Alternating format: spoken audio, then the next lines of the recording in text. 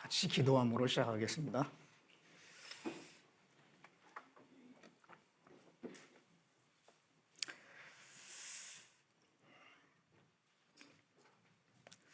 은혜롭고 자비로우신 우리 아버지 하나님, 우리를 죄 가운데서 주님의 그 보배로운 피로 구속해 주시고 교회 안에서 양육해 주시고 주님과 복음을 위해서 살 수 있는 기회를 주신 것 참으로 감사를 드립니다.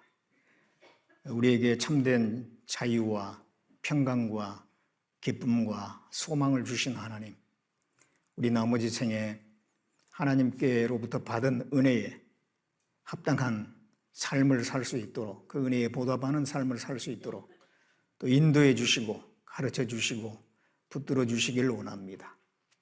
우리 이렇게 주일을 맞이해서 우리 형제 자매님들 말씀 앞에 모아주신 것 감사를 드립니다. 때마다 우리에게 주어지는 그 말씀이 우리 삶을 항상 하나님의 뜻 가운데 살아갈 수 있도록 인도해 주시고, 우리에게 주어진 그 시간들 헛되이 보내지 않고 하나님을 기쁘시게 하고 영광스럽게 하는 삶이 될 수 있도록 우리를 늘 인도해 주시기를 간절히 바라곤 합니다.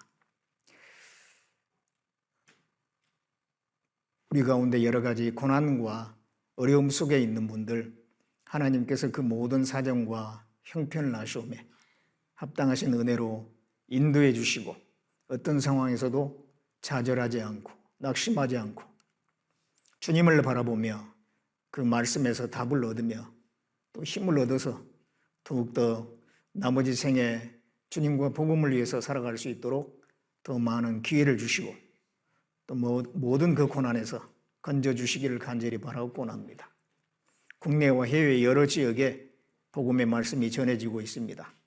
말씀이 전해지는 곳마다 함께 해주시고 역사해 주셔서 계속해서 이뤄진 영혼들이 하나님께 돌아옴으로 하나님께 영광이 될 수 있도록 인도해 주시기를 원합니다. 이 시간 주 성령께서 우리 가운데 함께 하심으로 우리 각 사람에게 또 필요한 말씀 주시기를 원하오며 우리를 구원해 주신 예수님의 이름으로 기도드렸습니다.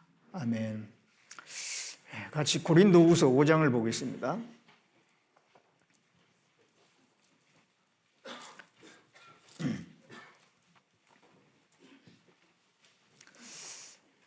고린도후서 5장 1절부터 10절까지 말씀을 제가 읽도록 하겠습니다. 만일 땅에 있는 우리의 장막집이 무너지면 하나님께서 지으신 집, 곧 손으로 지은 것이 아니요 하늘에 있는 영원한 집이 우리에게 있는 줄 아나니, 과연 우리가 여기서 탄식하며 하늘로부터 오는 우리 처소로 덧입기를 간절히 사모하노니 이렇게 입으면 벗은 자들로 발견되지 않으려 함이라. 이 장막에 있는 우리가 짐진 것 같이 탄식하는 것은 벗고자 함이 아니요 오직 덧입고자 함이니 죽을 것이 생명에게 삼킨 바 되게 하려 함이라. 곧 이것을 우리에게 이루게 하시고 보증으로 성령을 우리에게 주신 이는 하나님이시니라. 이러므로 우리가 항상 담대하여 몸에 거할 때에는 주와 따로 거하는 줄 아노니 이는 우리가 믿음으로 행하고 보는 것으로 하지 아니하미로라. 우리가 담대하여 원하는 바는 차라리 몸을 떠나 주와 함께 거하는 그것이라. 그런즉 우리는 거하든지 떠나든지 주를 기쁘시게 하는 자 되기를 힘쓰노라. 이는 우리가 다 반드시 그리스도의 심판대 앞에 드러나 각각 선악간에 그 몸으로 행한 것을 따라 받으려 함이라.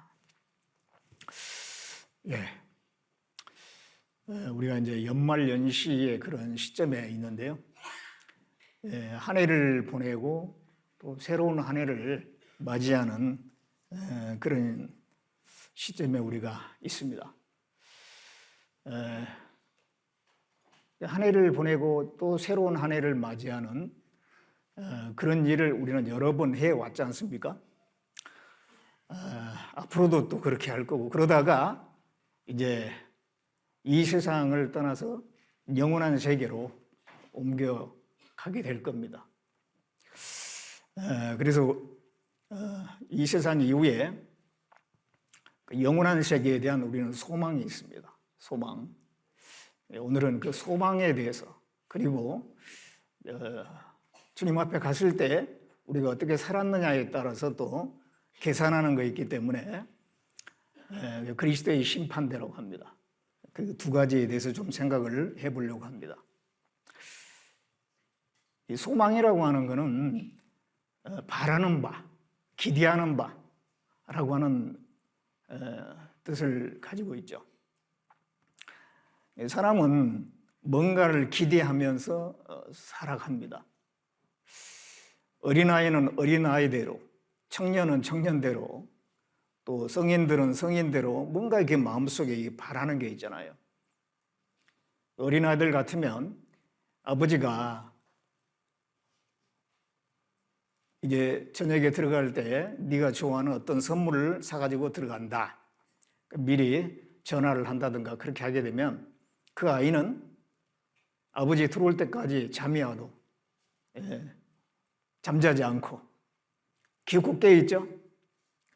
아버지가 가지고 올 그 선물을 기대하고 바라고 원하는 마음이 크기 때문에 잠도 안 자고 기다려요. 그리고 이제 어디 놀이동산이나 그런 곳에 갈 계획을 한다 그러면 그날이 오기를 손꼽아 기다립니다. 그런가 하면 청년이 되면은요, 결혼에 대한 또 기대가 있죠. 결혼을 하면은 뭔가 새로운 삶이 내게 주어지지 않을까. 그래서 이 결혼에 대한 기대가 있을 거예요. 그리고 이제 결혼을 하게 되면 자녀에 대한 기대가 있죠. 아이가 있을 때와 없을 때와 있을 때가 다르기 때문에 자녀가 생기면 또 어떨까? 새로운 또 인생이 기다리고 있지 않을까? 그런 기대를 하게 될 겁니다. 또 이제 집이 없는 사람은, 전세나 월세에 사는 사람은 내 집 마련에 대한 기대감이 있을 거예요. 그리고 이제 점점 살아가면서 이 노후에 좀 더 편안한 삶을 위해서 준비하는 그런 가운데 편안한 노후에 대한 기대감도 있을 수가 있을 겁니다. 그래서 사람들은 뭔가 이게 기대 속에서 살아가는데 우리 그리스도인들이 기대해야 될 것은 뭔가? 그리스도인의 참된 소망은 뭔가?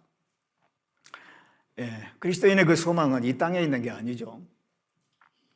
여기 이제 5장 8절에 보면 우리가 담대하여 원하는 바는 차라리 몸을 떠나 주와 함께 거하는 그것이라. 담대히 원하는 것은 이 몸을 떠나서 주와 함께 거하는 그것을 원한다라고 했는데, 그리스도인의 간절히 원하고 기대하는 바는 주님과 함께 거하는 것입니다.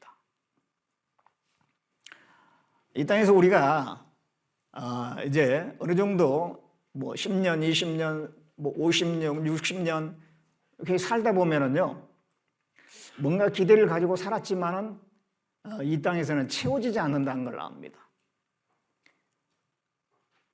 좋은 것이 주어지면은 정말 계속 좋을 줄 알았는데 그게 금방 시들어지거든요.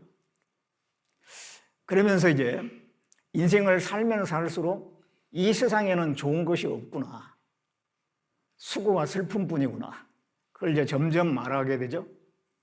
그러면 이 세상에서는 더 이상 기대할 것이 없으면 어디에다 기대를 해야 돼요? 영원한 것. 우리가 주님을 만났을 때, 그때 이제 새로운 정말 새로운 삶이 기다리고 있는 거예요. 이 땅에서는 헛되고 했던 일을 반복해서 할 뿐이고 새로운 것을 바라나 새 것이 없어요. 주님 안에서 진정한 새 것이 있는 거죠. 그래서 우리가 주님을 만났을 때 비로소 우리가 원하는 것들이 이루어지겠구나, 그걸 생각하니까 주님을 기다리게 돼 있어요. 주님과 함께 거하는 것, 몸을 떠나서 주와 함께 거하는 것, 그것을 사도 바울이 원한다고 그랬는데, 우리 그리스도인들도 신앙이 점점 깊어져 갈수록, 믿음이 점점 더 성장할수록 주님을 바라고 기대하게 돼 있어요. 우리의 진정한 소망은 예수 그리스도입니다. 그리고 영원한 세계, 영원한 세계. 그래서 이게 고린도후서 4장 18절에 보면 우리의 돌아보는 것은 보이는 것이 아니요 보이지 않는 것이니 보이는 것은 잠깐이요 보이지 않는 것은 영원함이니라. 우리의 돌아보는 것은 우리가 바라보고 원하는 것은 그 말이에요. 보이는 것이 아니고 보이지 않는 것이다. 보이는 것은 잠깐이고 보이지 않는 것이 영원하다 그랬습니다. 이 세상은 잠깐이잖아요. 좋은 것도 잠깐이고. 지나가는 것은 의미가 없는 거예요. 결국은 영원한 것이 진정한 참된 것이고 우리는 그것을 기대하게 돼 있어요. 우리가 이 세상을 살면 살수록 고난이라고 하는 것을, 이 삶 자체가 고난이라는 것을 점점 더 알아갑니다. 좋은 것을 바라지만 좋은 것이 없고 고난이 점점점 가중되게 돼 있어요. 그러면은 결국은 우리가 눈을 들어서 저 영원한 세계를 바라보게 돼 있어요. 그래서 우리가 그리스도인들이 기대하고 바라는 바는 주 예수 그리스도 그리고 영원한 세계입니다. 영원한 세계, 천국이 우리의 진정한 소망인 거죠. 최종 종착지입니다. 그리고 이제 부활에 대한 소망도 있고 우리에게는 그 여러 가지 소망이 있습니다.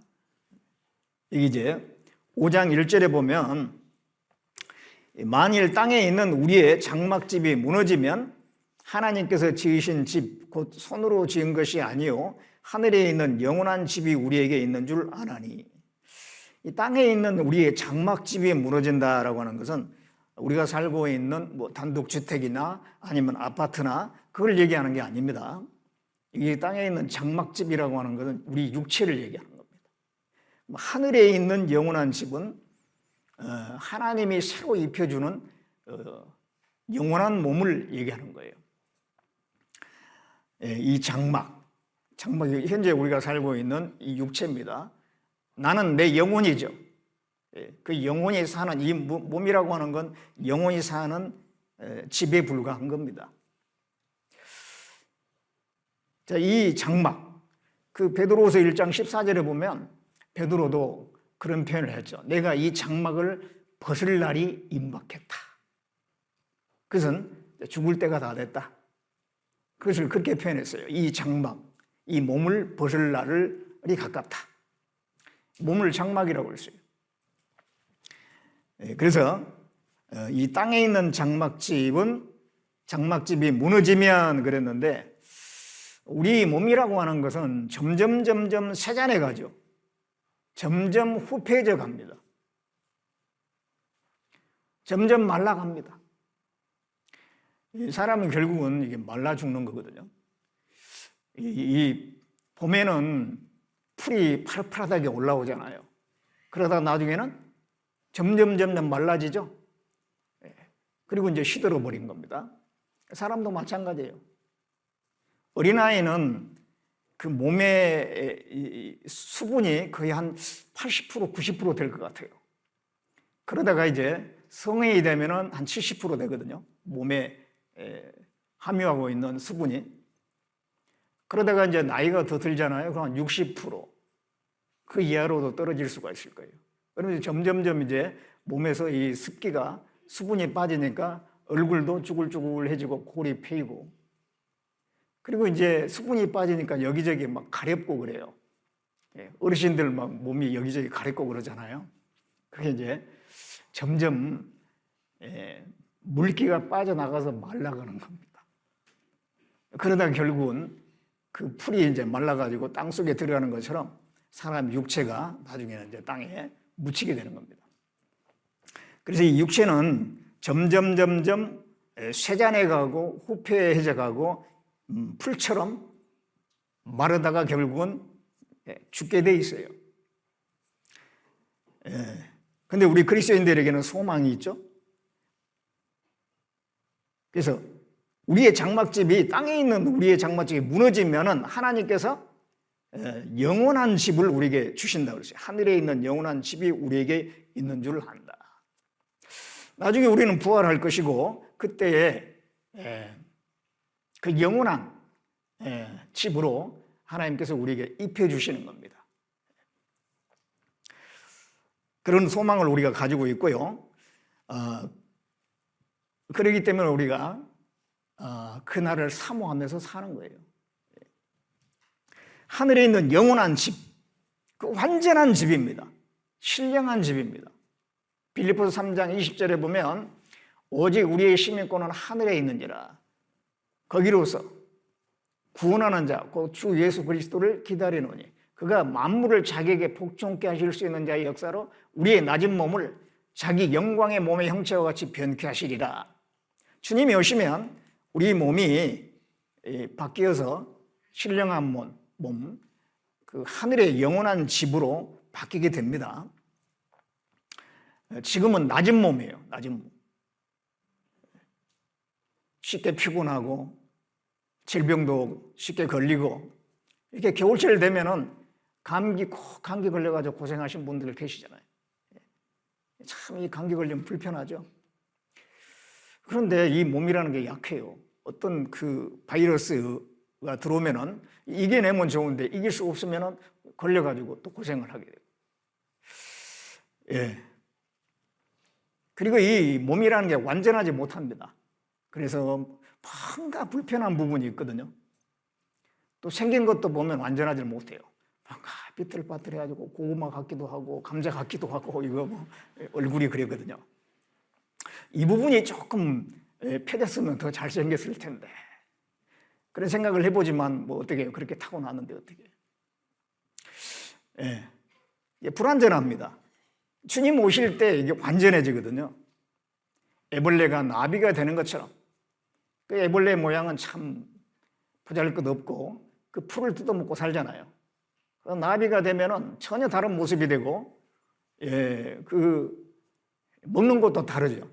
꿀을 먹는다든가 그러면서 이게 꽃과 꽃 사이를 날아다니면서 전혀 다른 삶을 살죠. 현재 우리는 애벌레라면 나중에 이제 하늘의 영원한 집을 잊게 되면은 나비와 같이 정말 다른 모습으로 살게 돼 있어요. 군뱅이로 있다가 나중에 이제 매미가 되잖아요. 우리나라는 이제 군뱅이로 한 7년 있다고 그래요. 군뱅이로서 7년 있다가 매미가 되거든요. 미국의 그 매미는요, 군뱅이로 13년 또는 17년 있다가 매미가 된다고 그래요. 그러니까 군뱅이로 그 참 보잘것없이 이렇게 많은 시간을 보내다가 매미가 되니까 얼마나 좋겠어요. 그러니까 막 소리를 지르는 거예요. 그 여름철에요. 매미가 막 소리를 지르면은 그 매미가 어디 있는가 해가지고 쭉 가보면은 있거든요. 나무에 붙어 있어요. 근데 조그맣거든요. 그 작은 그 매미 속에서 어떻게 그렇게 큰 소리가 나오는지 참 신기해요. 그 매미가 그렇게 소리치는 거는 군뱅이로 그 많은 시간을 인고의 세월 끝에 그 매미가 됐기 때문에, 날아다니는 매미가 됐기 때문에 너무 기뻐서 그러지 않는가 싶어요. 우리나라 매미는 7년 만에 그렇게 매미가 됐는데도 그렇다면 저 미국에 있는 매미는 얼마나 시끄러울까요? 13년, 17년 만에 매미가 됐으니. 그걸 통해서 우리의 미래를 보여주고 있는 겁니다. 우리는 이렇게 참 고난의 삶을 살다가 나중에 이제 하늘의 그 신령한 육체, 영원한 집을 잊게 되고 하나님 앞에 섰을 때 너무도 기쁘고 감사하기 때문에 요한계시록에 보면 찬양한다는 말씀이 계속 나오죠. 하나님 앞에 가면은 계속 찬양할 것 같아요. 너무 감사하기 때문에 그 마음을 주체할 수가 없어가지고 하나님께 감사의 찬양을 올리게 될 것 같습니다. 그런데 이제 그 하늘의 신령한 육체, 영원한 집을 입기 전에 이 땅에 육체를 입고 사는 시간들이 꽤 긴 시간이 있죠. 그 시간 동안에 너무 힘들고 고난이 많기 때문에 탄식을 할 수밖에 없다는 거예요. 그래서 이게 2절에 보면 과연 우리가 여기서 탄식하며 하늘로부터 오는 우리 처소로 덧입기를 간절히 사모하노니, 우리가 여기서 탄식하면서 우리가 이 육체를 입고 있는 동안에 탄식이 나온다는 겁니다. 하늘로부터 오는 우리 처소로 덧입기를 간절히 사모한다. 우리가 변화돼서 정말 더 온전한, 완전한 그 신령한 몸을 입기를 사모합니다. 그런데 왜 탄식을 하느냐 이 말이에요. 육체에 고난이 있기 때문에 그래요. 육체를 입고 있는 동안에 고난이 있지 않습니까? 육체의 고난만 있는 게 아니에요. 육체를 입고 사는 동안에 마음의 고난도 많거든요. 근심, 걱정, 번뇌, 그런 것들이 계속 이어집니다. 신앙생활 가운데 많은 고난이 있죠. 그러니까 그리스도인이지만은 탄식을 하는 거예요. 구원을 받아 천국 갈 수 있는 소망이 있지만은 이 땅에 사는 동안에는 탄식이 나올 때도 많이 있어요. 정말 신앙생활을 잘했던 사람들은 탄식이 없었을까요? 다윗은 하나님 보실 때 마음에 합한 자라고 했습니다. 하나님께서 이 다윗을 정말 신실한 사람으로 하나님의 일꾼으로 이렇게 높여주시잖아요. 그만큼 다윗은 하나님 앞에 잘 산 사람입니다. 그런데도 다윗은 탄식했다라는 표현을 시편에 여러 번 하고 있어요. 시편 31편을 한번 보겠습니다.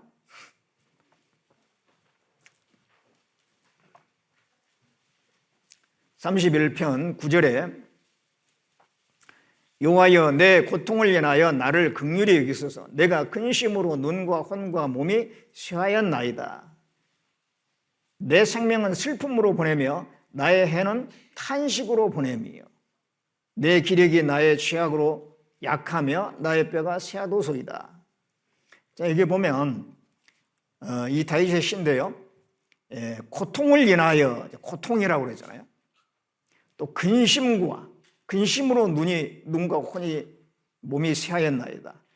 또 내 생명을 슬픔으로 보낸다 그랬어요. 나의 해는 탄식으로 보내며 그 시간, 그 세월을 탄식으로 보낸다라고 말을 하고 있습니다. 이 다윗도 살아가는 가운데 하나님을 의지하고 살았지만은 실제 삶 속에 많은 고난이 있고 하기 때문에 탄식하는 경우가 많이 있었다는 거예요. 시편 38편을 봅니다. 38편 9절에 주여 나의 모든 소원이 주 앞에 있사오며 나의 탄식이 주의 앞에 감추이지 아니하나이다. 여기서도 나의 탄식이 주의 앞에 감추이지 아니하나이다. 하나님이 내 마음에 이 탄식하는 걸 다 아십니다. 그런 뜻이잖아요.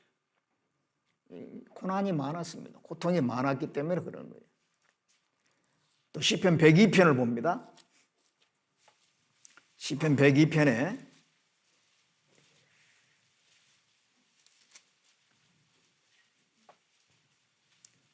시편 102편 3절에 대저 내 날이 연기같이 소멸하며 내 뼈가 냉가리같이 탔나이다. 내가 음식 먹기도 이었으므로 내 마음이 풀같이 세잔하였사오며 나의 탄식 소리를 인하여 나의 살이 뼈에 붙었나이다. 나는 광야에 당아새 같고 황폐한 곳에 부엉이같이 되었사오며 내가 밤을 세우니 지붕 위에 외로운 참새 같으니이다. 여기 시편 기자도 자기의 그 처지를 한탄하며 탄식을 하고 있어요. 내 날이 연기같이 소멸되며, 연기는 이렇게 올라가다가 사라져버리잖아요. 그런 것처럼 의미 없는 그 삶을, 시간을 보내고 있다고 하는 그것을 이렇게 표현하고 있고, 내 뼈가 냉가리같이 탔나이다. 냉가리는 나무가 이렇게 타담한 걸 얘기하거든요. 숯이 대담한 거. 그 정도로 이렇게 자기가 지금 고난을 받고 고통을 받고 있다는 얘기입니다. 그리고 이제 5절에는 나의 탄식 소리를 인하여 나의 살이 뼈에 붙었나이다. 이건 아주 수척한 상태. 살이 뼈에 붙었으니까 이제 말라가지고 아주 수척한 그런 상태를 표현하고 있죠. 그런가 하면은 나는 광야에 당아새 같고 황폐한 곳에 부엉이 같고 지붕 위에 외로운 참새 같다. 이거 다 외로움을 표현하는 새들이거든요. 자기 지금 처지를 이렇게 표현하고 있어요. 자, 우리가 신앙생활 할 때 이런 일을 당하는 경우가 있잖아요. 뭔가 외롭고 혼자 지금 아무도 도와줄 수 없는 상태에서 혼자 외로이 어떤 상황에 처해 있는 것 같은 그런 일을 당할 때도 많이 있습니다. 사도 바울은 단식을 안 했을까요? 바울이 많은 고난을 당했죠. 복음을 전하는 과정에서 줄이고 목마르고 헐벗고 매도 맞고 매를 맞았는데 얼마나 맞았냐 그러면 그 고린도후서 그럼 11장에 말씀이 나오잖아요. 40에 하나 감한 매, 그러니까 39대씩 5번을 맞았고 39대 어마어마하잖아요. 그걸 5번을 맞았어요. 3번 태장으로 맞고 큰 매로 그냥 맞고. 그런가 하면은 이 바울이 이렇게 몸이 그렇게 건강하지 못했거든요. 질병이 있어가지고 불편한 게 많이 있었습니다. 안질도 있고 몸에 어떤 여러 가지 질병이 있었던 것 같아요. 그렇기 때문에 이 탄식이 나올 수밖에 없죠. 하나님의 일을 하긴 해야 되는데 몸은 힘들고. 그래서 이 고린도후서 5장도 바울이 쓴 거잖아요. 그런데 우리가 육체에 있을 때 탄식한다 그렇게 표현한 것은 바울의 개인 경험도 거기에 들어가 있는 겁니다. 그래서 정말 신실하게 신앙생활을 하는 사람도 삶 속에 탄식이 있어요. 그런 가운데서 소망이 점점 더 커지는 겁니다. 우리가 육체를 입고 있는다는 고난이 있기 때문에 신령한 집으로, 하늘의 영원한 집으로 덧입기를 간절히 사모하는 거예요. 다시 고린도후서 5장을 봅니다.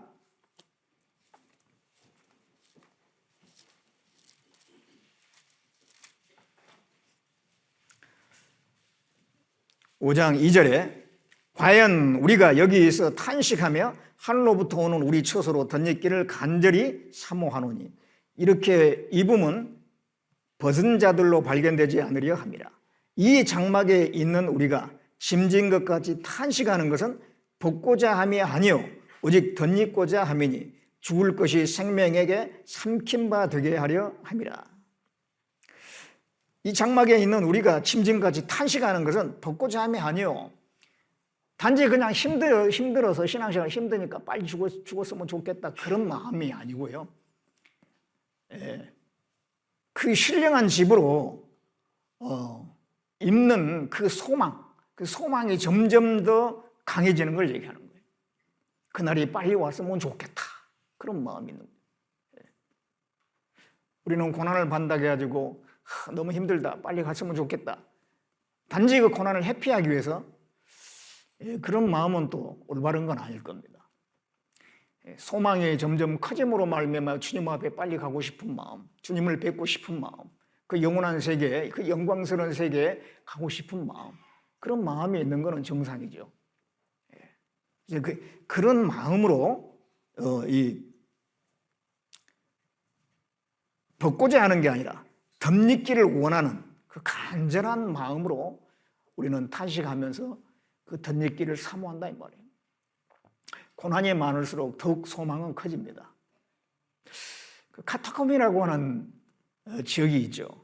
로마의 지하에 그 동굴이 있는데 과거에 로마의 그 정부의 핍박을 피해서 그리스도인들이 그 지하 동굴로 숨어 들어가서 거기서 살았는데 한 200년 가까이를 살았어요. 근데 그 동굴이 얼마나 많냐면은 27개 동굴이 있는데 또 그 동굴들이 서로 연결돼가지고 거미줄처럼 막 이렇게 흩어져 있는데 그 연장 길이가 얼마나 되냐면은 한 800km 된다고 그래요. 어마어마한 그 동굴이 그 밑에 있는 거죠. 카타콤이라고 하는데 거기에 500만 명 정도의 그 그리스도인들이 매장되어 있답니다. 대단하죠. 그러니까 거기서 태어나가지고 거기서 죽은 사람들이 많은 거예요. 그래서 이제 햇빛을 제대로 보지 못하고 동굴 속에서 평생을 사니까 몸이 기형적이에요. 그리고 또 오래 살지 못하고 평균 수명이 한 30세 정도밖에 안 된다고 그래요. 그리고 이제 결혼해서 그 안에서 결혼해서 자녀를 낳게 되면 기형적인 아이들이 출산을 하는 거예요. 그래서 얼마나 참 고난 가운데 살았겠습니까? 그래서 그들은 정말 이 소망이 굉장히 컸을 거예요. 그 보잘것없는 그런 육체, 불편한 육체를 가지고 있기 때문에 그 신령한 육체로 하늘의 그 영원한 집으로 덧입기를 얼마나 사모했을까요? 그래서 거기에 그림들이 많이 있는데 닷의 그림이 꽤 많다고 합니다. 그 닷은 그 배에 원래 싣고 다니다가 이제 정박할 때 내리는 거잖아요. 근데 그 닷은 소망을 설명하는 물건이거든요. 소망. 그래서 그들이 얼마나 영원한 세계에 대한 소망이 컸는지, 부활에 대한 소망이 얼마나 컸는지 그것을 알 수가 있어요. 예. 우리에게 그러한 소망이 있습니다. 그리스도인들은 다 있죠. 그래서 이제 5절에 보면 곧 이것을 우리에게 이루게 하시고 보증으로 성령을 우리에게 주신 이는 하나님이시니라 그랬습니다. 이것을 우리에게 이루게 하시고, 이것을 이루게 한다는 것은 이 땅에 있는 장막집이 무너지고 하늘에 있는 영원한 처소로 덧입는 거, 부활의 소망, 그것이 이루어지게 하는데 그 보증으로 성령을 우리에게 주셨다 이 말이에요. 성령이 있는 사람은 반드시 그 사실이 앞으로 이루어진다 그 말이죠. 부활이 반드시 이루어진다고 하는 보증으로 우리에게 성령을 주셨다 이 말이에요. 구원받을 때 성령이 내 안에 들어와 계시잖아요.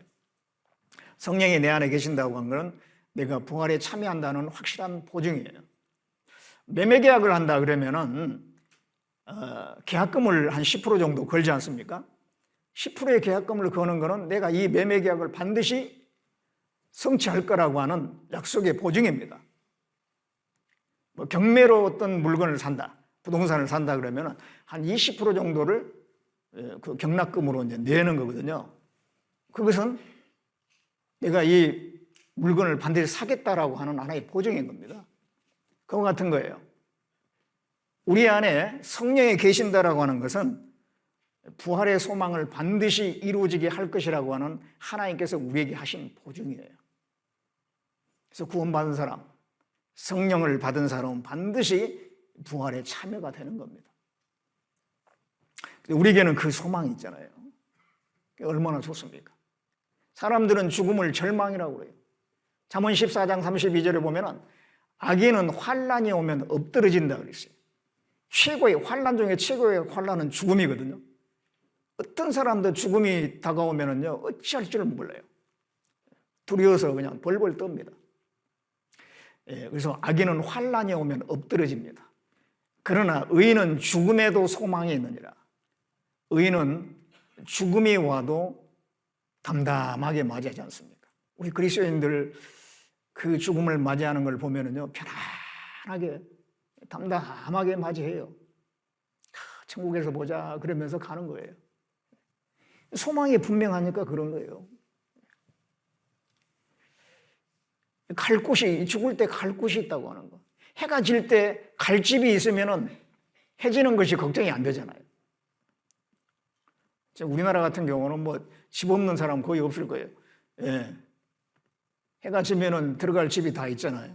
근데 전쟁이 일어나는 나라 또는 아주 가난한 나라에 사는 아이들은요, 해가 지면은 갈 집이 없는 경우도 있거든요. 그런 아이들에게 있어서는 해가 지는 것이 두려울 거예요. 해가 안 지고 그냥 계속 해가 떴으면 좋겠다. 예. 해가 지면 들어갈 집이 있어야 되는데 집이 없거든. 그러나 해가 져도 들어갈 집이 있는 아이들은요, 해 지는 거 전혀 걱정이 안 돼요. 집에 들어가면 되거든요. 우리가 그렇습니다. 예. 인생이 점점 저물어가죠. 항우기가 오죠. 그리고 이제 죽음을 맞이하게 될 때 세상 사람들은 소망이 없으니까 두려워하는 거예요. 그러나 우리에게는, 우리 그리스도인들은 소망이 있으니까 두려움이 없잖아요. 죽음에 대한 두려움이 없어요. 그걸 담담하게 우리가 맞이할 수가 있는 겁니다. 하나님이 바로 우리에게 그런 소망을 주셨어요. 그래서 우리에게는 천국의 소망이 있고 부활의 소망이 있고 또 상봉의 소망이 있죠. 주님을 만난다는 것. 우리가 이 죽음을, 이 육체를 딱 떠나서 주님 앞에 가면요, 주님을 만납니다. 주님이 우리를 반갑게 맞이해 주실 거예요. 우리에게는 그런 소망이 있어요. 그 소망을 가진 사람으로서 이제 우리가 어떻게 살아야 되느냐, 그것도 이제 중요하잖아요. 하나님 우리에게 소망을 주셨는데 그 소망을 가진 사람은 어떻게 살아야 되느냐. 로마서 한번 찾아보겠습니다. 로마서 8장.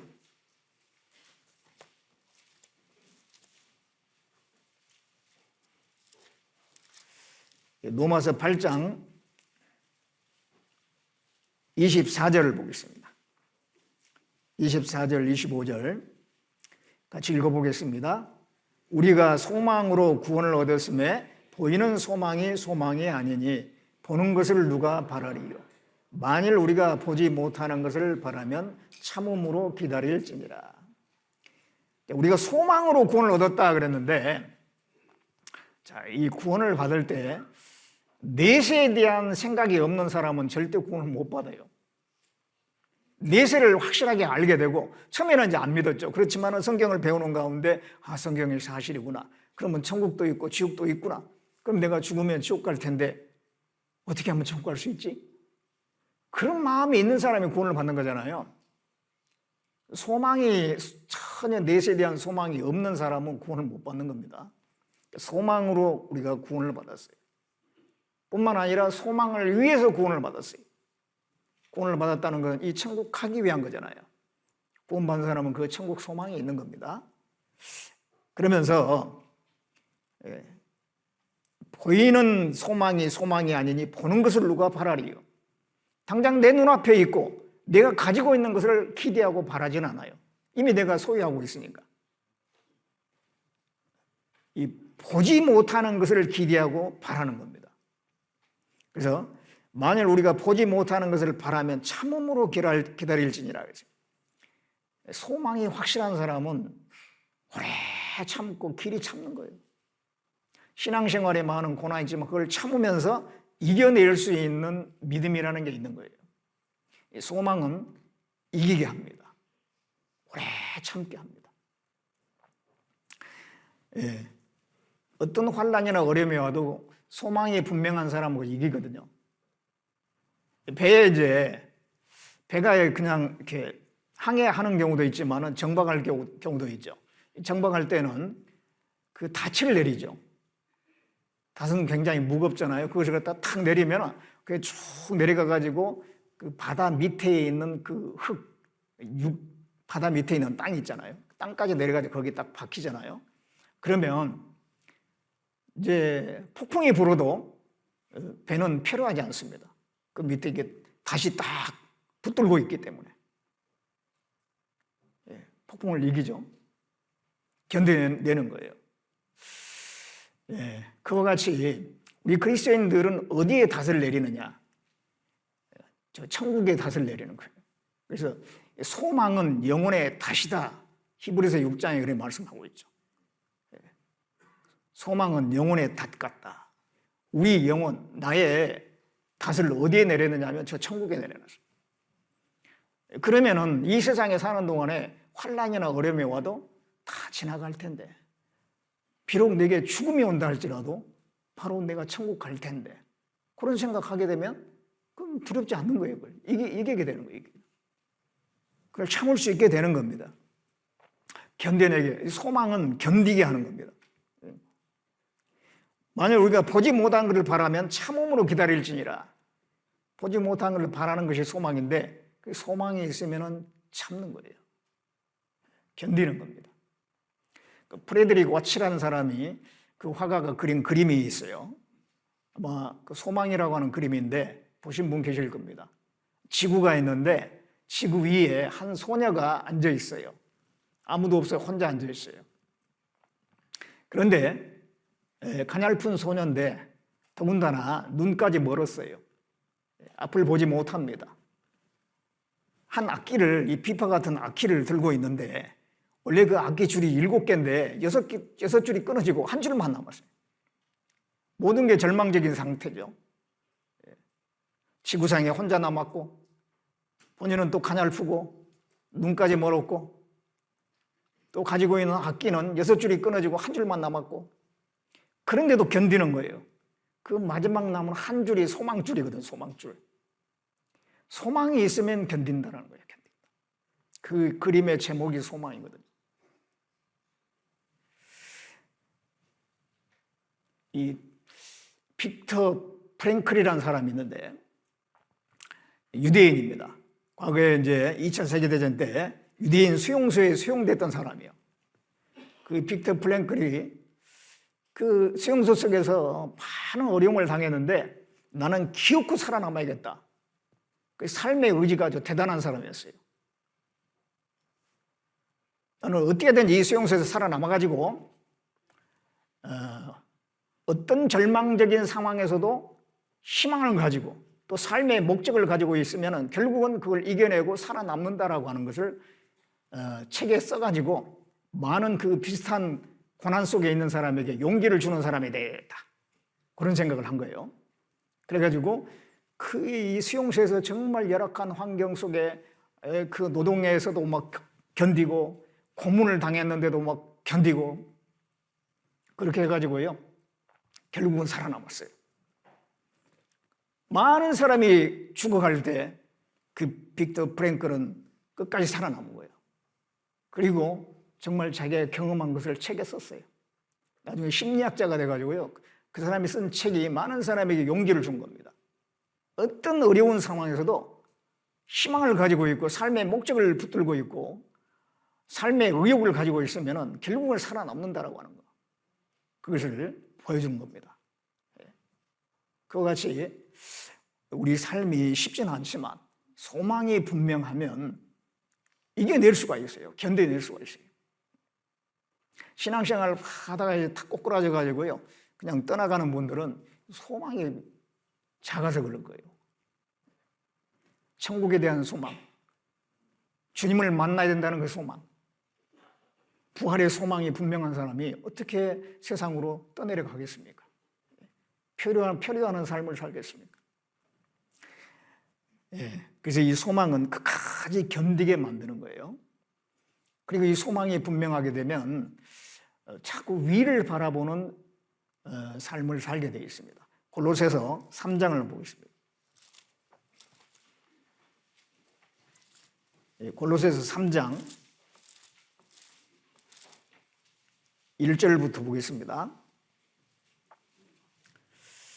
그러므로 너희가 그리스도와 함께 다시 살리심을 받았으면 위의 것을 찾으라.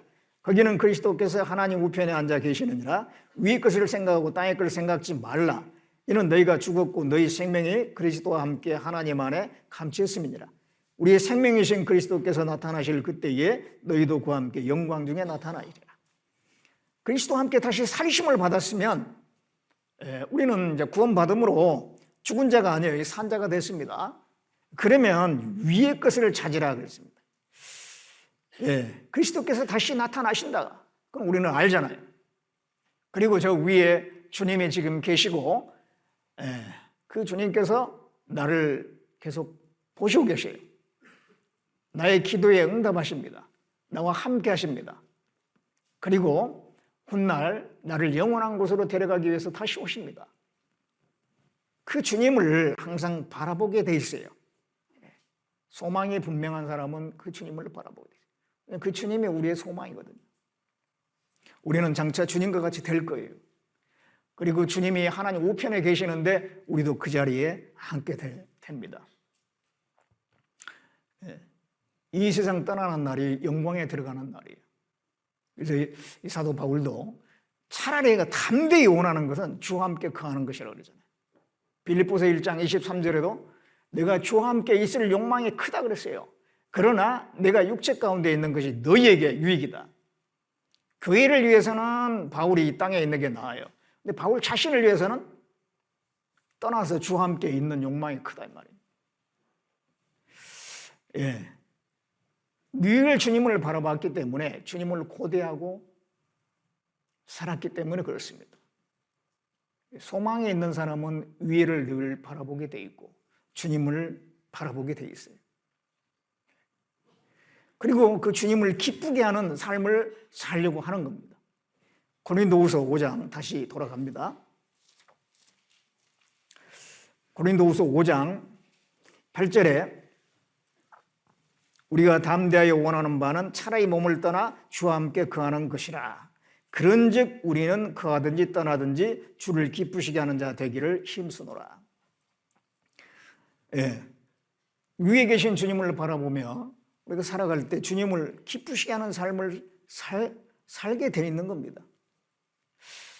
우리가 늘 주님을 생각해야 되잖아요. 나를 구원해 주신 주님, 나를 구원하기 위해서 모든 것을 희생하고 버리신 주님, 그리고 부활하셔서 승천하셔서 저 하늘에 계시면서 나를 바라보시고 나의 기도에 응답해 주시고 나와 늘 함께 하시는 주님, 나를 위해서 기도하시는 주님, 그리고 훗날 다시 나를 데려가기 위해서 오시는 주님, 그 주님을 항상 우리는 바라보고 생각을 해야 될 겁니다. 그리고 나중에 이제 우리는 주님을 다시 만나요. 우리 인생의 끝에 주님이 기다리고 있는 겁니다.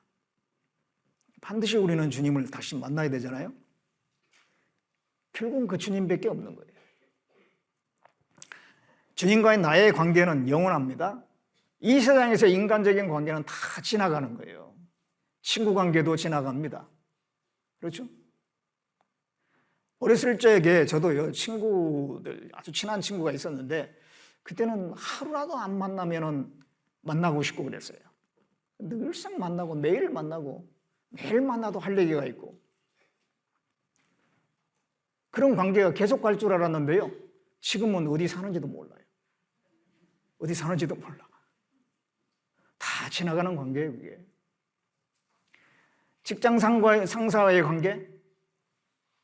계속 가는 게 아니죠. 고약한 직장 상사라고 힘들어할 필요 없어요. 언젠가는 지나가는 관계예요. 가족과의 관계도 지나가는 관계죠. 천국에 가서도 물론 뭐 가족을 알아보긴 하겠습니다만 더 이상 의미가 없어요. 우리와 주님과의 관계, 그게 가장 중요한 겁니다. 근데 이게 지나가는 관계가 있고 영원한 관계가 있는데, 구원받은 그리스도인들이 이 지나가는 관계에 너무 거기에 집착하는 경우가 있어요. 어떤 분은 구원받았는데도 불구하고 친구 관계를 끊지 못해가지고 신앙생활이 제대로 안 되는 그런 경우도 있거든요. 또 어떤 분들은요, 너무 가정적이에요. 가족을 위해서 시간을 쓰고 물질을 쓰고 하는 건 전혀 아깝지 않아. 그러다 보니까 아무래도 교회 생활을 뒷전으로 하는, 후순위에 두는 그런 경우가 있습니다. 그건 잘못된 계산이에요. 지나가는 것에 너무 많은 거기에 집착하고 많은 것을 투자하면 안 될 겁니다. 영원한 관계, 주님과 우리의 관계, 그걸 최우선으로 얘기해야 되죠. 나머지 것은 부수적인 거예요. 결국 우리는 주님을 만나게 됩니다. 주님은 우리를 영접해 주실 겁니다. 시편 73편에 보겠습니다. 시편 73편 24절입니다. 24절, 25절 같이 읽어보겠습니다. 주의 교훈으로 나를 인도하시고 후에는 영광으로 나를 영접하시리니 하늘에서는 주 외에 누가 내게 있으리요 땅에서는 주밖에 나의 사모할 자 없나이다. 주의 교훈으로 나를 인도하시고, 우리가 이 땅에서 신앙생활을 하는 가운데 주님께서 우리를 교훈으로 늘 인도하시지 않습니까? 때마다 나에게 필요한 말씀을 깨닫게 해주시고, 또 형제자매들의 간증을 통해서 나를 교훈하시기도 하고 깨우쳐 주시기도 하고, 계속해서 내 양심을 통해서 양심의 가책을 느끼게 해가지고 자신을 돌아보게 하기도 하고, 주님은 우리를 교훈으로 계속 인도하고 계셔요. 그러다가 후에는 영광으로 나를 영접하신다 그랬어요. 주님 앞에 가면 나를 영광으로 영접해 주시는 주님이 계시. 천국은 정말 영광스러운 곳이죠. 주님은 영광스러운 분이죠. 예. 주님과 천국에 비하면 이 땅에 사는 삶은 어디 오물통에 사는 것과 똑같습니다. 시궁창에 사는 것과 똑같아요. 그 어두운 시궁창에 사는 그런 것과 다를 바가 하나도 없어요. 정말 천국은 영광스러운 것입니다. 영광이라고 하는 단어는 있는데 그것을 실감하기가 참 어려운 단어예요. 그게 영광. 천국은 영광스럽다고 성경에 나오고 있습니다. 근데 그거 얼마나 영광스러운지 가봐야 알잖아요.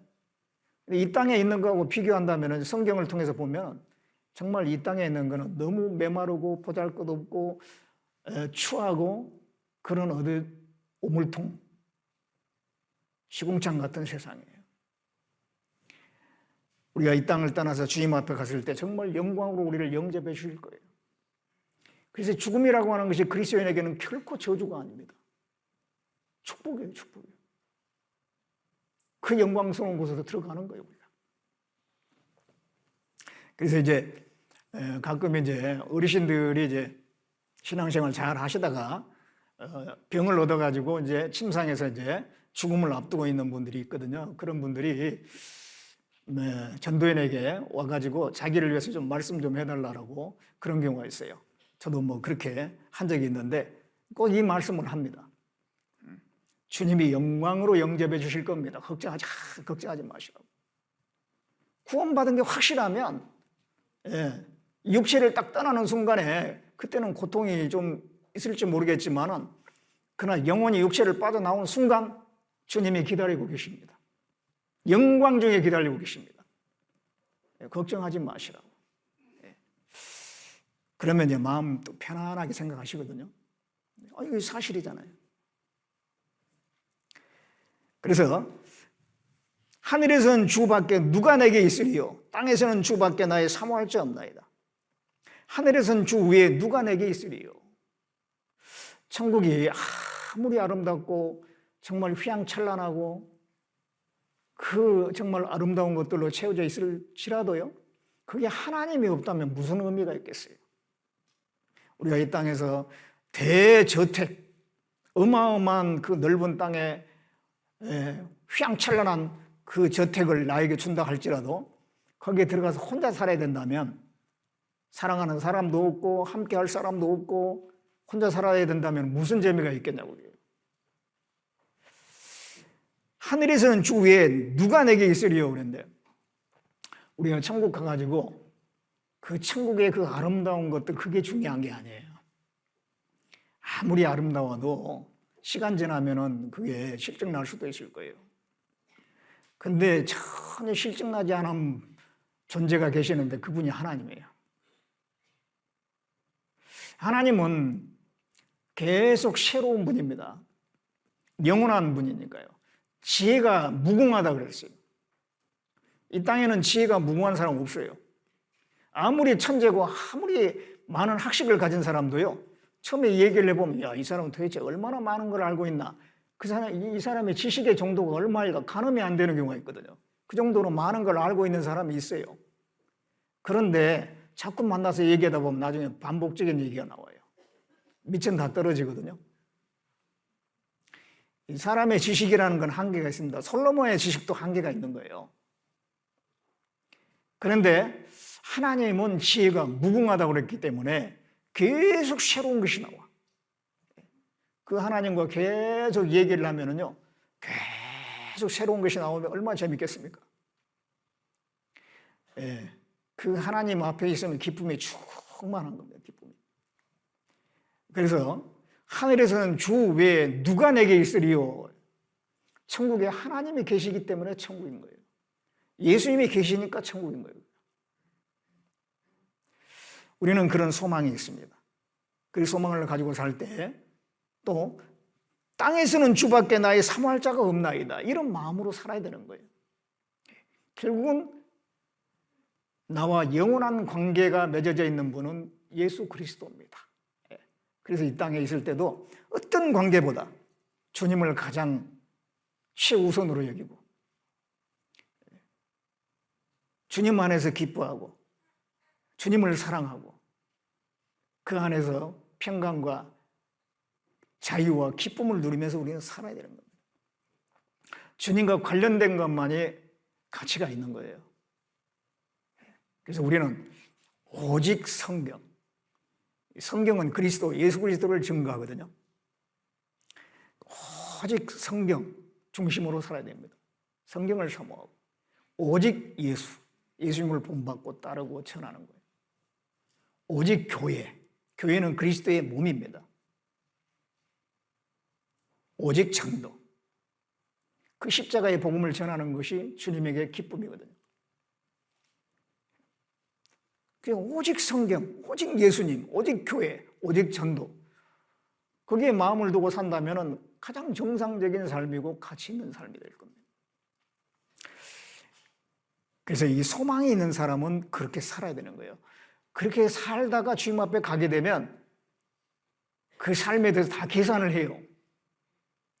계산을 하시고 또 갚아주시는 거예요. 영광을 주시는 겁니다. 고린도후서 5장 다시 봅니다.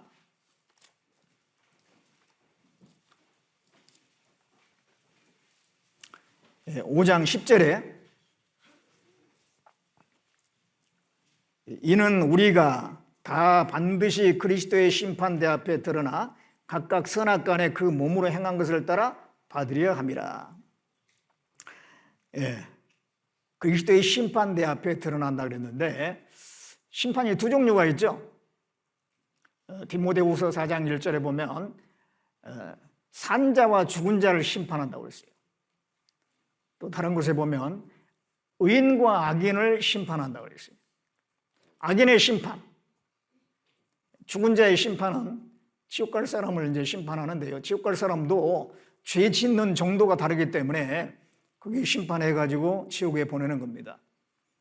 요한계시록 20장에 보면 백보자 심판이 나오죠. 크고 흰 보좌가 있는데 거기에 앉으신 분이 있고 그 앞에 죽은 사람들이 무론 대소하고 서서 책들에 기록된 대로 심판을 받더라. 그리고 불못에 던지우더라 그랬어요. 그 백보자 심판이 있습니다. 그 지옥 가는 사람들의 심판이 뿐만 아니라 의인의 심판, 산자의 심판이 있는데 그게 바로 그리스도의 심판인데 이는 이제 그동안 어떻게 살았느냐에 따라서 계산해가지고 보상해 주려고 하는 그런 심판대입니다. 구원받은 사람들은 거기에 다 서게 될 겁니다. 방금 읽은 말씀에 우리가 다 그랬죠. 우리가라고는 그리스도인들 전체를 얘기합니다. 다. 예외가 없어요. 예외가 없어요. 그리스도의 심판대 앞에 드러난다 그랬어요. 그 그리스도의 심판대 앞에 딱 올라가면 다 드러나요. 그동안 신앙생활 어떻게 했는가. 잘한 것도 드러나고 잘못한 것도 드러나고. 히브리서 4장 13절에 오직 만물이 우리를 상관하신 자의 눈앞에 벌거벗은 같이 드러나는 이라 했어요. 다 드러납니다. 하나님은 의로우신 재판장이거든요. 이 재판장은 어떤 사건을 재판할 때 그 사건에 대해서 철저하게 다 조사를 해가지고요. 정확하게 알아야지 제대로 된 재판을 하거든요. 하나님은 의로우신 재판장이니까 우리가 그동안 어떻게 살았는지 전체를 다 아시는 거예요. 단 1초도 빠짐없이 다 알아요. 그래서 아주 공정하게 계산을 하실 겁니다. 하나님 앞에 감춘 것이 있을 수가 없죠. 과거에 이스라엘 자손들이 이제 여리고성을 정복할 때에 아무것도 취하지 말라고 했는데 아간이 그거 취했잖아요. 금덩이, 은덩이, 외투 이런 것들을 취해가지고 자기 장막 밑에다 숨겨놨어요. 그런데 하나님께서 그 아간을 드러내는데 이스라엘 그 많은 숫자잖아요. 그런데 그 가운데서 아간을 드러내는데 4번 제비뽑기 하니까 아간이 딱 잡혔어요. 이스라엘 전체를 놓고 12지파를 놓고 제비 한 번 뽑으니까 유다지파가 뽑혔어요. 유다지파를 놓고 또 제비를 뽑으니까 세라 족속이 뽑혔어요. 세라 족속에서 또 제비 뽑으니까 삽디 가족이 뽑혔어요. 삽디 가족에서 제비 한 번 뽑으니까 아간이 탁 드러났어요. 4번 제비 뽑기 하니까 정확하게 아간이 드러난 거거든요. 하나님은 다 알고 있었던 거예요, 다. 예. 아나니아와 삽비라가 자기 재산을 팔아가지고 일부는 감추고 일부를 가져와가지고 이게 전부입니다 그랬잖아요.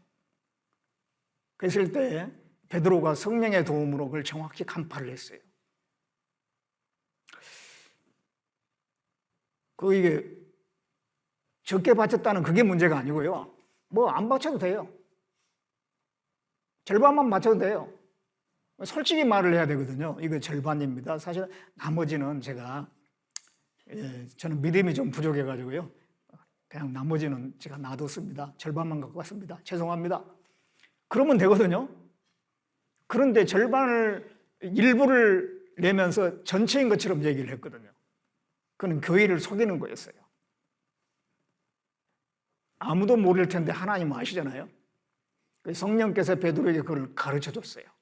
베드로가 정확하게 봤죠. 하나님은 숨겨진 것을 다 보시는 분입니다. 성도들이 잘한 것도 다 기억하시고 잊어버리지 않는다고 그랬어요. 마태복음 25장에 보면 예수님께서 모든 민족을 모으고 양과 소로 나눈 것처럼, 양과 염소로 나눈 것처럼 오른편 왼편으로 나눠서 그 오른편에 있는 사람, 천국 가는 사람에게 말하기를 내가 줄일 때 먹을 걸 줬고 목마를 때 마실 걸 줬고 헐벗을 때 옷을 주고 병들었을 때 와서 돌봐주고 감옥에 갇혔을 때 찾아주었다. 그러니까 그 사람들이 언제 우리가 주님에게 그렇게 했습니까? 여기 지극히 작은 형제에게 한 것이 다 나에게 한 거라고 그랬어요. 하나님은 다 보고 있는 거예요. 다 보고 있는 거예요. 그 나중에 다 그게 드러납니다. 그래서 이제 드러나면 몸으로 행한 것을 따라 받으려 함이라 그러잖아요. 몸으로 행한 것을 그대로 갚아주시는 거예요. 주님 앞에 가면은 온전히 드러나는 겁니다. 이 땅에 있는 동안에 우리가 함부로 판단할 수가 없어요. 정확히 알지 못하거든요. 누가 신앙생활 잘하고 못하고 정확히 아는 건 결국은 주님만이 아시는 겁니다. 주님이 오시기까지 함부로 판단하지 말라고 그랬죠. 고린도전서 4장을 봅니다.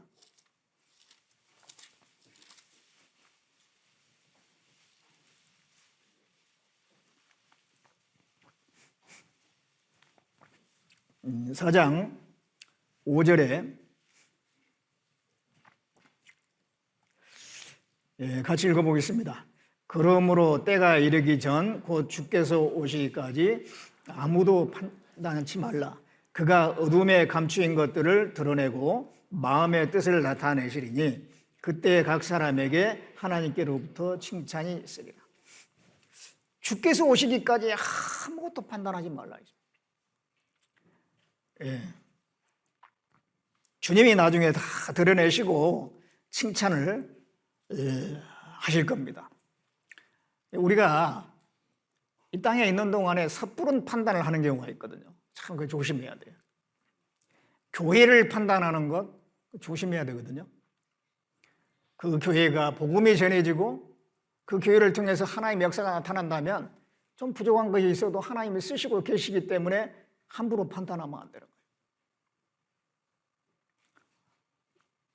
거예요. 함부로 이 교회를 판단하는 말이 참 조심스러운 겁니다. 함부로 이 전도인을 판단하는 건 옳지 않을 겁니다.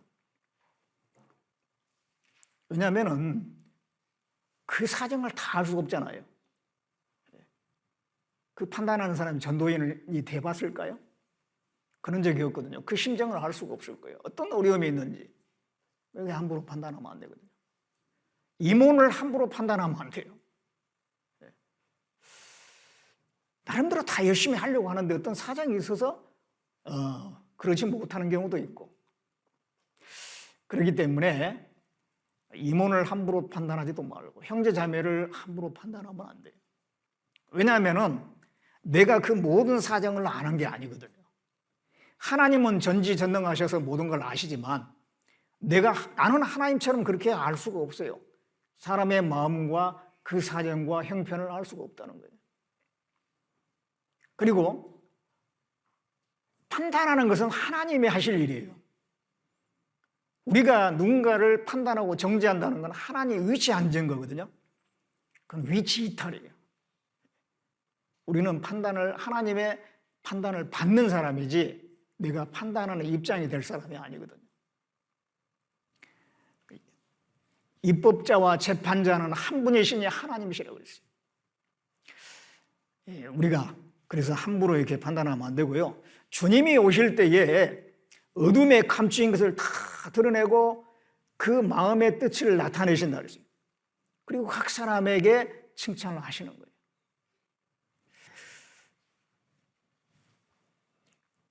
그때 이제 특별히 우리가 몸으로 구원받은 뒤에 몸으로 어떻게 살았느냐 거기에 대해서 다 하시고 거기에 대해서 갚아주실 겁니다. 몸으로 행한 것을 따라 받는다 그랬어요. 마음으로 아무리 열심을 가지고 있어도 몸으로 행하지 않으면 아무것도 아니에요. 기도를 하든지 아니면 직접 봉사를 하든지 전도를 하든지 뭔가를 해야 되거든요. 근데 마음만 가지고 있어요. 마음은 항상 하나님과 교제가 잘 돼요 그러는데 실제 하는 건 아무것도 없다 그러면은 하나님 앞에 가서 받을 상이 없을 거예요. 몸으로 행한 것이 우리가 주님 앞에 갈 때 따라가거든요. 요한계시록 14장을 봅니다.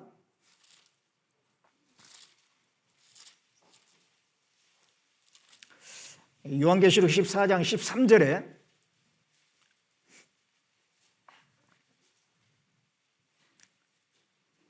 또 내가 들으니 하늘에서 음성이 나서 가로되 기록하라. 작은 미혹으로 주 안에서 죽는 자들은 복이 있도다 하시매 성령이 가라사대 그러하다. 저희 수고를 그치고 쉬리니 이는 저희 행한 일이 따름이라 하시더라. 주 안에서 죽는 자는 복이 있다 그랬죠. 우리가 신앙생활 잘하다가 이제 주님 앞에 가게 되면 저희 행한 일이 따름이라 그랬어요. 행한 일이 따라가요. 행한 일이. 행한 대로 나중에 갚아주시는 겁니다. 요한계시록 22장 12절에 보라 내가 속히 오리니 내가 줄 상이 내게 있어 각 사람에게 그의 일한 대로 갚아주리라. 일한 대로 행한 대로. 하나님 아주 공평하신 하나님입니다. 공의로우신 하나님이에요. 어떻게 살았는지 다 아시거든요. 야곱이 이제 죽기 직전에 그 아들들이 이제 12아들이 있잖아요. 그 아들들에게 축복을 합니다.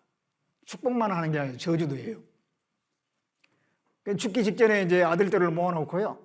각자 이제 하는데 저주를 받은 아이가 있고 아들이 있고 축복을 그냥 평범하게 받은 아들이 있고 많이 받은 아들이 있고 그랬거든요. 느벤에 대해서는 야곱이 말하기를 느벤은 내 기력의 시작이다. 너는 장자다.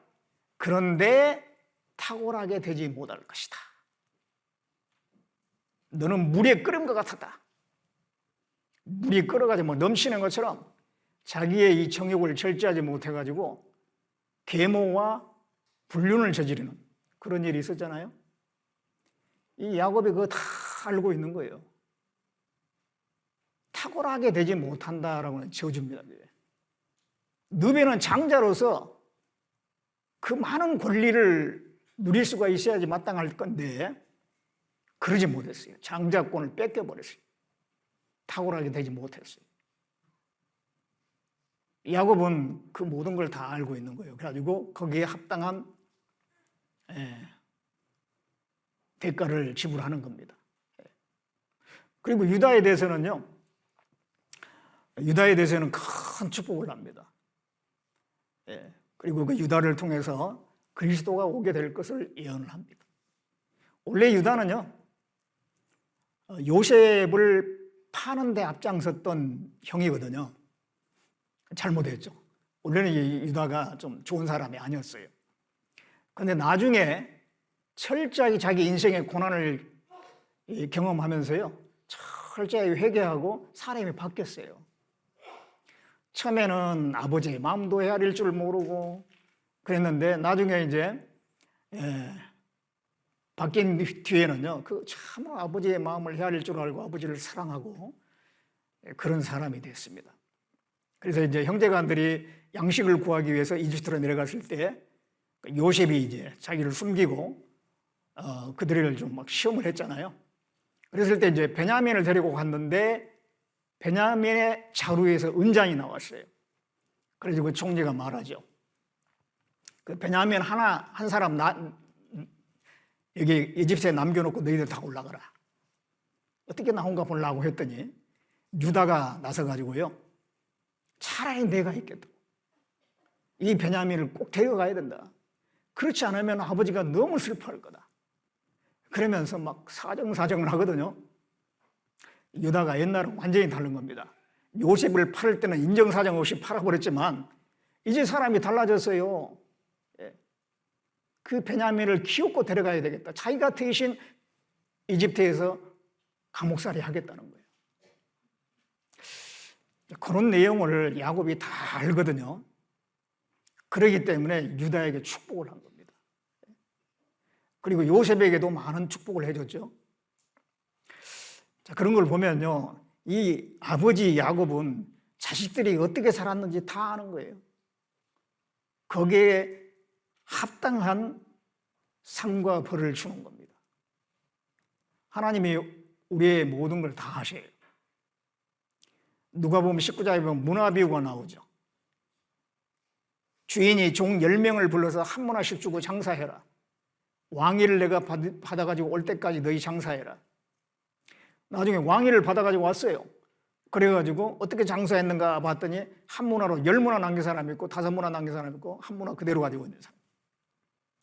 10문화 남긴 사람에게 10고을을 다스리라고 합니다. 5문화 남긴 사람 5고을을 다스려라.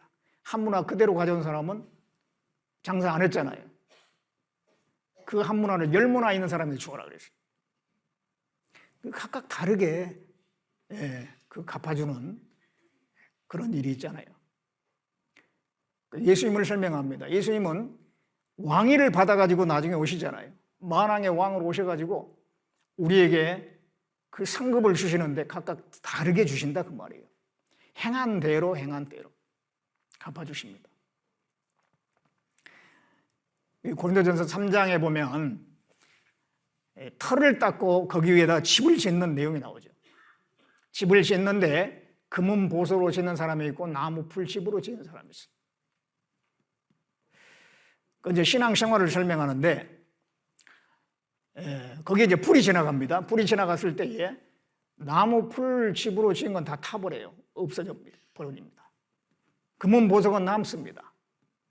그 남은 사람에게는 상을 주고 다 타져 없어져 버린 사람에게는 상이 없습니다. 대신 해를 받는다. 그리고 해를 받는다. 구원은 받지만은 불 가운데서 얻은 구원과 같을 거다 그랬어요. 주님 앞에 가면 반드시 그런 일이 있을 겁니다. 해를 당한다라고 하는 게 부끄럽게 되는 거예요. 아무것도 없어요. 하나님은 내게 기회를 줬건만 나는 하나님께 영광 돌릴 수 있는 아무것도 없어요. 하나님이 내게 주신 그 상이 하나님 앞에 드릴 수 있는 영광이 될 겁니다. 그러지 않겠어요? 요한계시록 4장에 보면은 24장로가 있는데 각각의 면류관을 벗어가지고 주님 앞에 드리는 거예요. 그러면서 주님에게 찬양을 올려요. 그 면류관은 그들의 상급이잖아요. 상과 영광인데 그것을 주님에게 다 드리는 거예요. 우리가 그렇게 될 것 같아요. 우리가 천국에 가가지고 하나님 앞에 가서 잘했다라고 주신 상급을 받았을 때 그래 내가 잘한 만큼 보상 받았네 그럴까요? 아니면은 아닙니다. 다 다 주님의 은혜로 한 겁니다. 제가 한 거 아무것도 없습니다. 마땅히 할 일을 한 것뿐입니다. 그러면서 받은 상과 영광을 주님에게 돌려드리려고 할 거예요. 돌려드리려고 할 거예요. 그게 그 24장로, 그 성도의 대표거든요. 그 모습입니다. 그런데 받는 상급이 하나도 없어. 하나님으로부터 받은 상급이 아무것도 없으면은 하나님께 영광 돌릴 것도 없잖아요. 24장로는 면류관을 받았기 때문에 그 면류관을 드릴 수가 있었는데 아무것도 없다면 뭘 드리겠습니까? 그게 부끄러움이고 그게 바로 해가 되지 않겠습니까? 그 이스라엘 자손들이 애굽에서 430년을 살았는데 400년간 종노릇을 했거든요. 종노릇을 했는데 그 대가를 받은 적이 있는가? 아무것도 못 받았어요. 그런데 언제 받았냐면은 출애굽을 할 때에 애굽 사람들이 금은 보화를 다 그 이스라엘 사람들에게 줬거든요. 그 들고 남았어요. 그게 바로 그들이 400년간 노동한 대가를 그날 받은 거예요. 받아가지고 다 자기 것으로 삼았나? 아닙니다. 나중에 성막 지을 때 또 내놨어요. 이렇게 성막 지을 때 다 내놓잖아요. 그거 가지고 성막 지은 거예요. 성막에 어마어마한 금덩이가 들어가고 신기한 것들이 다 들어갔잖아요. 그게 바로 우리의 모습이지 않겠는가? 우리가 이 땅에 사는 동안 이 땅에서 주님을 위해서 사는 것에 이 땅에서 보상받는 거 거의 없어요. 주님 앞에 갔을 때 보상을 받거든요. 그 받은 걸 가지고 또 주님에게 영광을 돌리는 거예요. 근데 이 땅에서 주님을 사는 게 없다면 주님 앞에 가서 받는 것도 없을 것이고 주님께 드릴 영광도 없을 거예요. 그러지 않겠습니까? 그 자체가 해가 되고 부끄러움이 되지 않겠습니까? 그래서 우리는 이 땅에 사는 동안에 금은 보석으로 집을 짓는 것처럼 상을 얻을 만한 일을 해야 돼요. 영혼을 전도하는 것, 많은 사람을 옳은 대로 인도하는 자는 별과 같이 영원토록 비친다고 그랬습니다. 그 분명히 상이 될 겁니다. 또 주님을 위해서 수고하고 희생하고 그 모든 것이 상이 됩니다. 고린도전서 15장을 보겠습니다. 고린도전서 15장.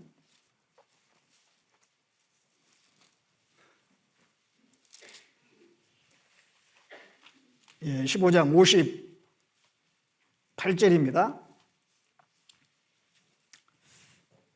같이 읽겠습니다. 그러므로 내 사랑하는 형제들아 경고하며 흔들리지 말며 항상 주의 일에 더욱 힘쓰는 자들이 되라. 이는 너희 수고가 주 안에서 헛되지 않을 줄 압니다. 경고하며 흔들리지 말며, 이 소망이 분명한 사람은 경고하고 흔들리지 않습니다. 꾸준히 신앙생활 하는 거예요. 엎치락 뒤치락 하지 않고 기복 올라갔다 내려갔다 하지 않고 꾸준히 그러면서 주의 일에 힘쓰는 거예요. 계속 힘을 써. 내가 힘이 있는 동안, 내가 이 땅에서 사는 동안에는 어떻게 하든지 주님을 섬기고 교회 안에서 복음을 위해서, 영혼을 위해서 뭔가 해야 되겠다 이런 마음을 가지고 있잖아요. 그러면서 젊었을 때는 힘이 있으니까 막 뛰어다니면서 하고, 나이가 들면은 여기저기 아프고 힘도 없어요. 그래도 그 범위 내에서 뭔가 하려고 할 거예요. 기도를 하든지 아니면 참여를 하든지 작은 물질이라도 드리든지, 주의 일에 더욱 힘쓰는 자들이 될 때 너희 수고가 주 안에서 헛되지 않는다. 주님 앞에 가면 분명히 주님께서 우리에게 주시는 게 있을 거예요. 결론적으로 우리는 주님 만날 소망을 가지고 있습니다. 그렇다면 주님 앞에 섰을 때 부끄럽지 않아야 돼요. 부끄럽지 않아야 돼요. 부끄럽지 않으려면 어떻게 해야 되느냐? 순종하고 살아야 돼요. 주님이 어떻게 신앙생활 하라고 성경에 다 말씀해 놨거든요. 그대로 살면 되고, 그대로. 그런 말씀대로 순종하면 돼요. 가장 기본적인 것, 내 안에 거하라 그랬잖아요. 주님 안에 거하면은 부끄럽지 않은 겁니다. 주님 안에 거해야 돼요. 여러 가지 다른 이유, 핑계 그냥 안 통합니다. 구원을 받았으면 주 안에 거해야 돼요. 거하려고 하면 주님이 도와주시거든요. 그리고 형제자매 사랑하라고 그랬잖아요. 형제자매에 대해서 어떻게 행했느냐 주님 앞에 가면 다 드러나게 될 거예요. 형제자매 미워하지 마세요. 어그러진 분 이렇게 누구하고 코드가 안 맞고 어그러지고 해가지고 도무지 이렇게 서로 화해하지 않으려고 하는 주님 앞에 가면 얼마나 부끄럽겠습니까? 형제자매 사랑하라고 했거든요. 사랑하려고 해야 돼요. 사랑하려고. 할 수 있으니까 하나님이 하라고 하는 거예요. 그리고 전도하라고 말씀했잖아요. 전도하려고 애를 써야 돼요. 그게 순종하는 겁니다. 헌금하라고 했잖아요. 헌금하라고. 내 소산물의 처음 익은 열매로 여호와를 공경하라고 그랬어요. 10분의 1이거든요. 11조거든요. 내가 얻은 소득의 첫 번째 것을 하나님께 드리는 겁니다. 내가 얻은 소득을 열로 나눴을 때 첫 번째 것. 그게 하나님에 대한 우리의 신앙의 표현이에요. 11조 안 한 분이 있으면 내년에는 꼭 하셔요. 그 복을 지금 못 받고 있는 거예요. 11조 안 하면 그만큼 못 받습니다. 11조를 하는 게 복이에요. 하나님이 괜한 거 하라고 안 해요. 복을 주시려고 하라고 하는 겁니다. 내가 지금 현재도 이제 빠듯한데 이거 11조 바치면 어떻게 살아? 그건 인간의 계산이고 믿음이 아닙니다. 믿음을 가지고 먼저 드리면요. 나중에 지나놓고 보면 진짜 다 하나님이 살게 해주셔요. 그래서 헌금 생활을 하라고 했으면 그거 해야 되거든요. 그래서 이런 순종하는 삶을 쭉 살아가는데 끝까지 해야 돼. 끝까지. 우리 신앙생활을 1년 하는 거는 쉬울 수가 있을 거예요. 몇 년 하는 거 쉬울 수가 있어요. 근데 끝까지 구원받고 끝까지 몇십 년 변함없이 한다는 건 참 어려워요. 근데 이게 끝까지 했을 때 주님 앞에 가서 받는 칭찬이 더 클 겁니다. 잘 하다가 객길로 갔어요. 물론 그래도 그동안 했던 것은 하나님이 또 거기에 대해서 주시는 게 있을 거예요. 그러나 잘 하다가 객길로 갔을 때 거기에 대해서 하나님이 책망 안 하시겠어요? 끝까지 잘해야 돼요. 끝까지. 근데 끝까지 잘하려면 말씀을 늘 사모해야 돼요. 말씀을 가까이 하는 사람이 결국은 끝까지 잘하는 거예요. 이 말씀이 맛이 점점점 이제 없어지고 그러면은 그분은 상당히 위험한 상태에 있거든요. 이 말씀이 맛이 항상 같아야 되고요. 그 말씀을 사모해야 됩니다. 결국 신앙생활의 힘은 말씀에서 나와요. 요한복음 6장 63절에 보면 살리는 것은 영이니 육은 무익하니라. 내가 너에게 이르는 말이 영이요 생명이라고 했어요.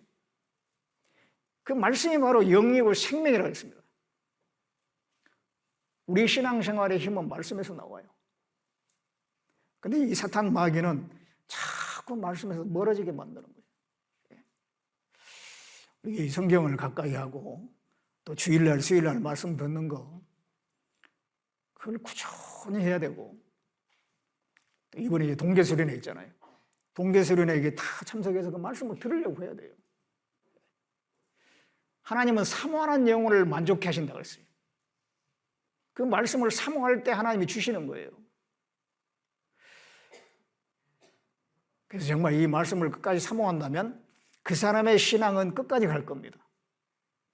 말씀이 맛이 식어져 버리면 그 사람은 잘못하면 떨어져 나갈 수가 있어요. 다른 걸 찾아야지. 그래서 우리는 이게 늘 초심을 가지고 처음에 구원받았을 때 얼마나 말씀 사모했습니까?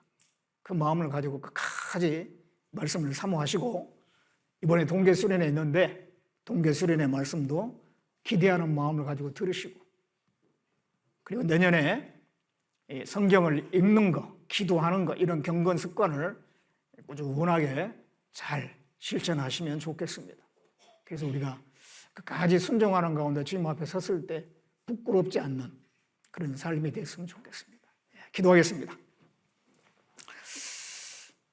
은혜롭고 자비로우신 우리 아버지 하나님, 우리를 구원해 주시고 교회 안에 거하게 해 주신 것, 또 때에 따라서 우리에게 필요한 말씀으로 가르쳐 주시고 인도해 주신 것 참으로 감사를 드립니다. 무엇보다도 우리에게 소망 주신 것 참으로 감사를 드립니다. 그 소망을 가지고 우리가 이 땅에 사는 동안에 참고 견디며 오직 주님을 바라보고 주님이 기뻐하시는 일들에 순종하면서 살아갈 수 있도록 도와주시길 원합니다. 그럴 때 우리가 주님 앞에 섰을 때 주님께서 우리에게 갚아주시고 칭찬해 주신 것을 우리가 믿고 또 감사를 드립니다.